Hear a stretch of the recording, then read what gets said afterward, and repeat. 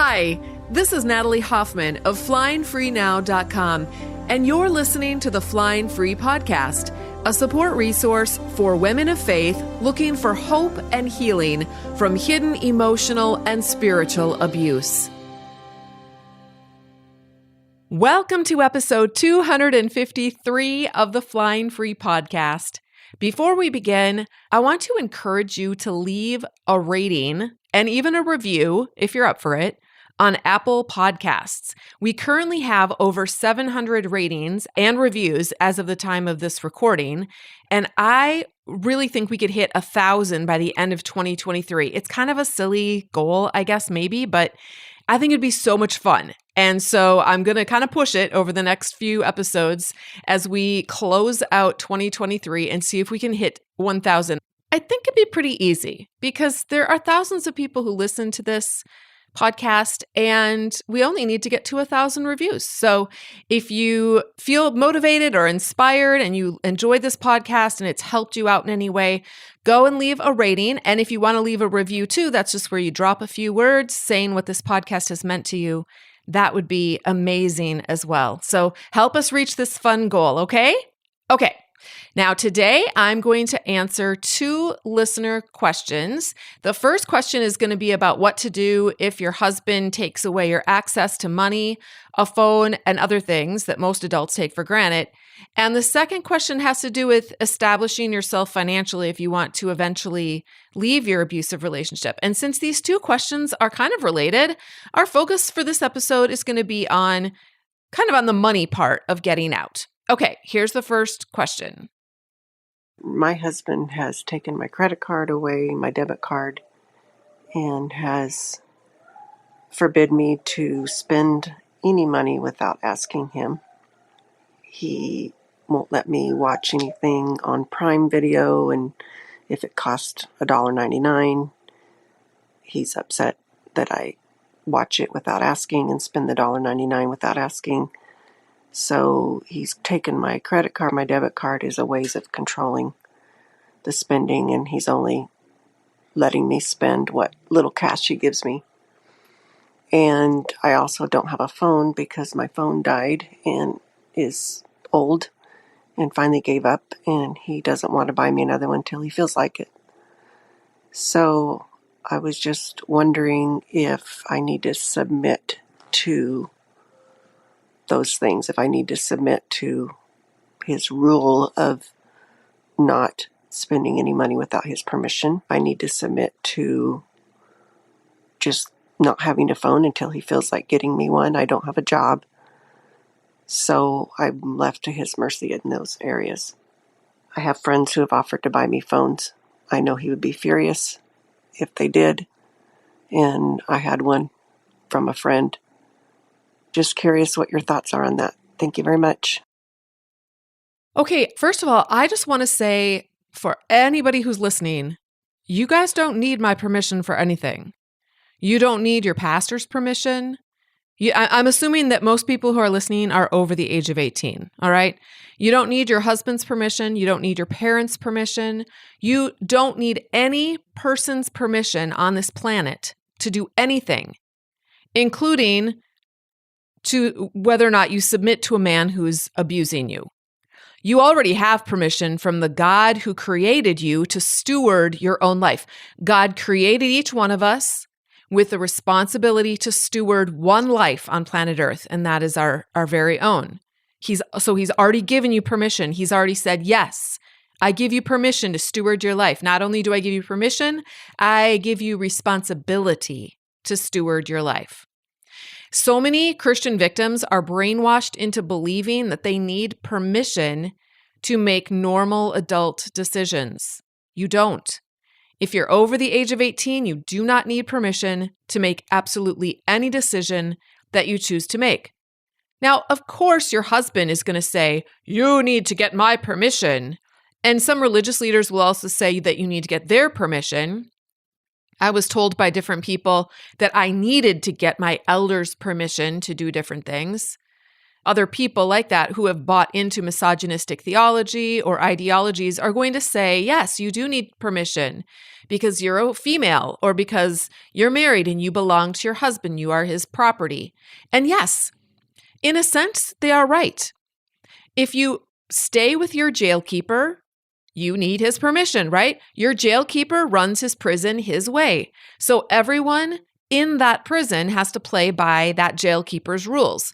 Your only crime for being put in that prison is that you're female and you're married. But if you don't like those rules, the next step would be plotting how you can break out of your husband's jail so that you're free to live your life out in the rest of the world with other people who are free, with your own bank account, your own credit card, your own phone, your own car, your own job, and your own apartment. Your husband, I'll just tell you this, your husband is extremely abusive. There is no question that you are in an abusive relationship. I would recommend contacting a local domestic violence center so that you've got some local support, on the ground support.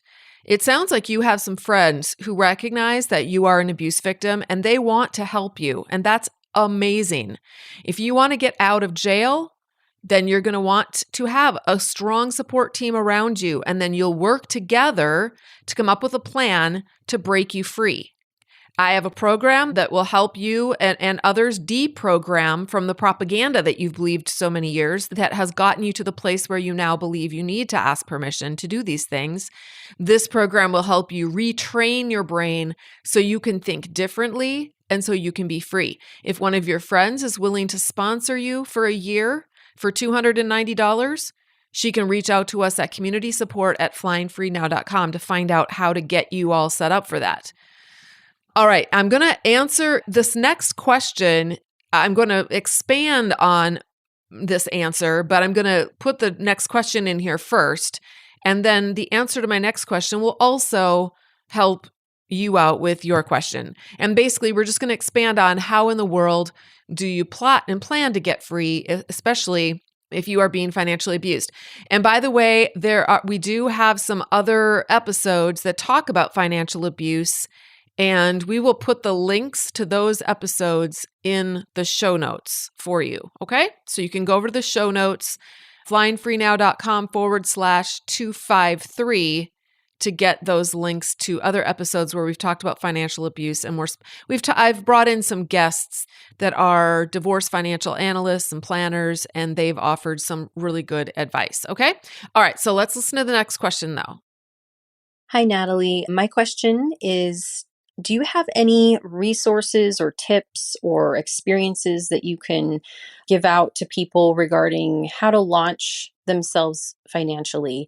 Growing up, I was sheltered very much since I was homeschooled. My parents didn't really give me the tools to establish myself financially. I ended up getting married, and then my husband completely took over the finances. I don't really have a lot of confidence in that area. And being 40 years old and looking to file for divorce in a year, I'm just very intimidated and in some ways even paralyzed at the thought of trying to establish myself financially. I don't have my own bank account. I don't have a credit card, and it's just overwhelming. And I don't know what order to do the steps in to get myself established. If you could even maybe recommend a book on what steps people should take to do so, that would be great. I would just love to hear from you on this issue. Even if maybe you've addressed it before in the past, I'd love a quick recap on that. All right. I have 9 kids, and 5 of them between the ages of 20 and 29, those 5 are fully launched, meaning that they have their own cars, they all have their own jobs, they all have their own homes or apartments, they all have their own bank accounts, and they all have their own credit cards. I have 4 left to go, but I will go through the same process of launching those last 4 that the other 5 went through. And I'm going to explain that process here because if you are someone who has never done this before, you'll want to follow the same steps. And the good news is that if 18-year-olds can do this, and I'm talking about even very shy and insecure ones, then anyone can do this, okay? All right, so the first thing that you're going to want to do is you're going to want to be making your own money. And I recommend getting a job that has health insurance. Now, some of you are going to go, well, I can't do that because I have little kids at home. And I understand that that is a huge barrier. But eventually you're going to want to kind of plot for the time when maybe when your kids are in school and you can possibly do that. Or you're going to want to talk to, if your situation is very dire, you can talk to someone at a local domestic violence shelter to see what your stepping stones might look like. But that would be the next step. Now, I'm just going to throw out some ideas. Are these going to work for everyone? No, they're not, but they're just some ideas. These are all things I've seen other women do. We have this thing in Flying Free, our program. They're called Butterfly Stories, and there's like 36 of them, I think. And they're all women who have gotten out and they've shared their journey of getting out. There's tons of really great tips, and you'll get, 36 different ideas or ways of how people do it. Everyone does it differently. There's no two stories are the same. But I've known so many people that have gotten out, and I've kind of watched different ways that they've gotten very creative in doing that. But some people who have not had transportation have figured out a way to get a bus to work. Some people have gotten online jobs. I know women who have made baked goods at home and then sold them to nearby offices, people who have become bookkeepers, people who have learned how to do web design and sell their web design services, photography services. I made and sold cold processed soap from home and made money, transcription services, tutoring, daycare. If you do a Google search for jobs you can do at home, you'll find all kinds of ideas. Actually, I can't even recommend Google enough. Throughout my whole ever since the internet came online, I have used, or Google came online, I have used it to research every single question that I ever have about absolutely everything. If I have a question, I go straight to Google and I find answers. And yeah, there's some weird answers out there, but also you can find some really good stuff out there. Get on LinkedIn. We have a coach in the Flying Free program who helps women get set up to start over. With my own kids, I would drive my kids to work. This is kind of my own policy. I have driven a lot of them to work until they save enough money to buy their first car. So I usually help them get a job really close to home at a fast food restaurant or become a barista at a local coffee shop or something. And then I drive them to work, and then they earn enough money to buy their first car, usually a kind of a junker. And then once they have their car, that is just another layer of freedom that they have. So getting a job and then getting a car, those are going to be two of the first things that you're going to want to do. Another initial thing you're going to want to do then, once you have your own money coming in, is to set up your own checking and savings bank accounts. So I just take my child to the local bank, and a banker walks my child through the process. You can get online to see what your particular bank requires from you as far as like what you need to bring into that meeting. Most banks will require an appointment for this because it usually takes about an hour or so to open up a bank account and a savings account. But if you just Google your local bank's name and go to their website, they usually will have a place on their website that will tell you, here's what you need to bring in if you want to open up a bank account with us. Otherwise, you can just directly call them and ask them, what do I need to have with me? You're going to probably need some different forms of ID. Of course, you're going to need a minimum deposit and that kind of thing, but then they'll walk you through. So once you've got your checking and savings bank account opened up, and you're going to want one of each, then you're going to want to open up a credit card account online. And I would look for one that offers rewards for paying it off every month. And then I tell my kids, use your credit card for all of your purchases. Okay. And then you connect your credit card to your checking account and have it set up for auto payments once a month so that your credit card bill is paid off completely at the end of the month. This is what's going to build up your credit score. So, for example, the latest one that I had launched, she pays for her, actually, I think her rent is taken directly out of her checking account. I'm not sure how apartments do that, but some apartments might take a credit card. Some actually want to be connected directly with your bank. But depending on what you do, all of her other bills she has set up through her credit card. So her bills go onto her credit card. She buys her groceries on her credit card. She buys any other necessities that she needs on her credit card. And she has a budget. And then at the end of the month, her credit card goes to her bank and gets it all paid off through her bank.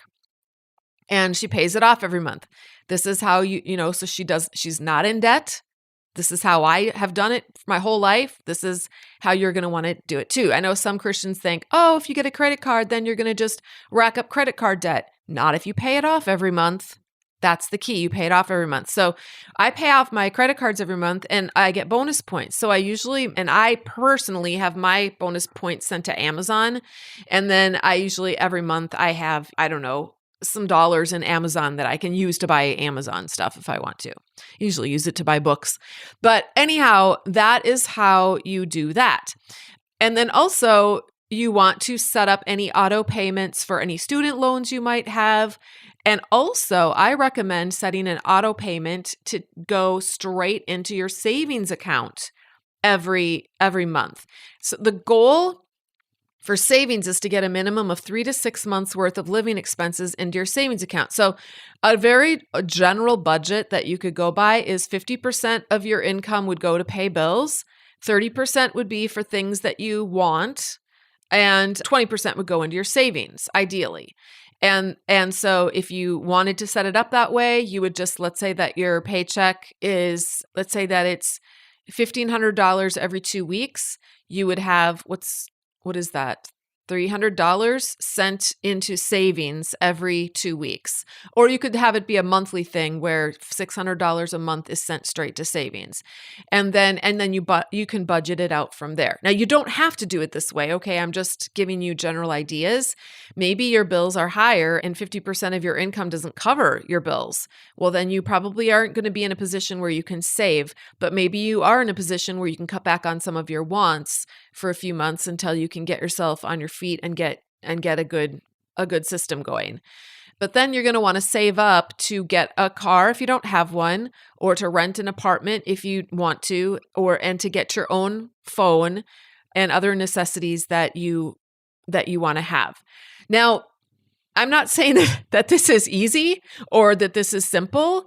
Sometimes it takes a few years to actually get on your feet. It took me 10 years to build up my soap business to the point where I could get a divorce. Not that I was planning to get a divorce that whole time, but if I had been, that's how long it would have taken to get enough money to be able to actually, get a divorce. It costs money to get a divorce. I do know some people will take out a loan or even take out a credit card specifically to pay an attorney's retainer fee, but you're going to also kind of want to have a plan on the back end for how you're going to live once your divorce is final.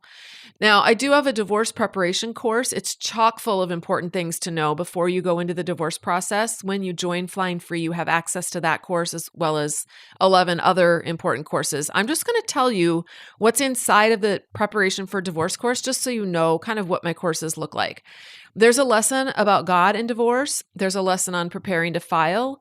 There's a lesson that Gretchen Baskerville came in. She's the author of Life-Saving Divorce, a very wonderful Christian woman who has a great YouTube channel. I highly recommend that you go over and check that out.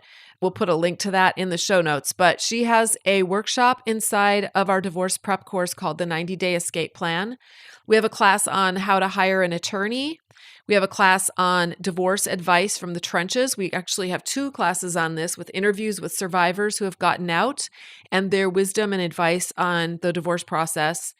A class on profiling your abuser, profiling the person that you're divorcing so that you know how he's typically going to respond to different parts of the divorce process so that you're prepared. A class on dealing with your emotions during the divorce process, a class on preparing for mediation, a class on preparing for court, a class on divorce and money, a class on building your case and custody evaluations, a class on kids and divorce, a class about moving forward, and a class about divorce and remarriage in the Bible. So I created, and that's just one course inside of Flying Free. I created Flying Free, our private program, because I believe women should be free to be the adults that God created them to be without suffocating in an environment of criticism, shame, and condemnation. This is not God's plan for women. I believe God is not a control freak. He is not petty, whiny, self-centered. He is not a narcissistic God like the Greek and Roman gods were. And yet this is the God that many Christian women are taught to fawn after. This God is made in the image of abusive men who want to control and infantilize women so that they're more controllable. I believe the Creator God is bigger than that and has a better plan for women than that. I believe women can learn how to think differently in order to feel differently, in order to show up differently in their lives. I believe they can learn how to lead their own lives. This is called self-leadership, and that God has uniquely equipped them to steward the life that God gave to them. Because these are the things I strongly believe in, I created a program to help women learn how to align themselves to these core values. Most of the women who join us are in abusive marriages, but we have had a handful over the years who join us because they have abusive families of origin, or they have abusive churches or abusive friends even. The principles that I teach help set these women free too. You can learn more by going to joinflyingfree.com. I just want to read one person's review. This one came in a while ago, but I'll read it now. She said, I've completed my time in Flying Free, and my toxic issues were not marriage related, but rather childhood and church related. And yet your program helped me in ways that are still happening today. I've been able to move 1,000 miles away, and I'm loving our new state. My whole family loves it here, and we're so happy here. I've been very careful to not find the same types of toxic churches. I'm not rushing back, let's just say that, and I feel much more equipped as to what to look for in a friend. I'm glad, too, to have some breathing room from family and the drama that goes with that close proximity at times. I just wanted to send a quick note of gratitude. Keep up the awesome work of helping women retrain their brains, change their downloading, she means their downloaded programming, and have a new life. Again, you can go to joinflyingfree.com for more information and to complete an application. Hey, beautiful butterfly, thank you so much for listening. If you liked this episode, be sure to subscribe and then consider leaving a rating and review so others can find us.